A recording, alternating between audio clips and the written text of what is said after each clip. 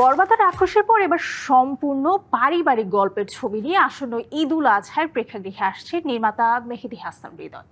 ভিন্ন গল্পের যে ছবি দিয়ে দীর্ঘ বিরতি পর বড় পর্দায় ফিরছেন জনপ্রিয় চিত্রনায়ক বাপ্পা রাজ।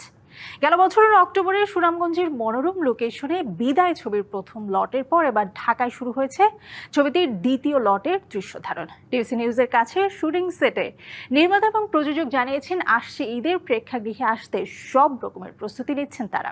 বিস্তারিত আরিফ হকের প্রতিবেদনে।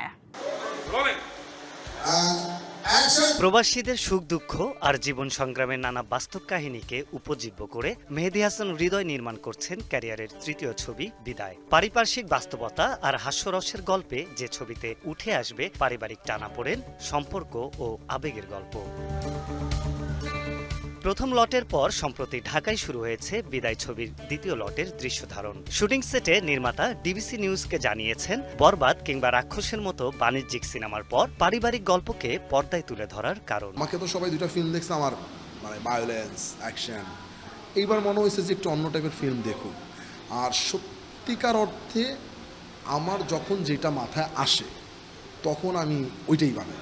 বিদায় দিয়ে দীর্ঘ বিরতির পর বড় পর্দায় ফিরছেন জনপ্রিয় চিত্রনায়ক বাপ্পা রাজ। গুণী এই অভিনেতাকে যুক্ত করবার গল্প আলাপচারিতায় জানিয়েছেন নির্মাতা। দেখেন, আমি ছোটবেলা থেকেই বাপ্পা ভাইয়ের ফ্যান। সো যখন গল্পটা আমরা লিখি তখন আসলে 4-5টা ক্যারেক্টার বের হয়।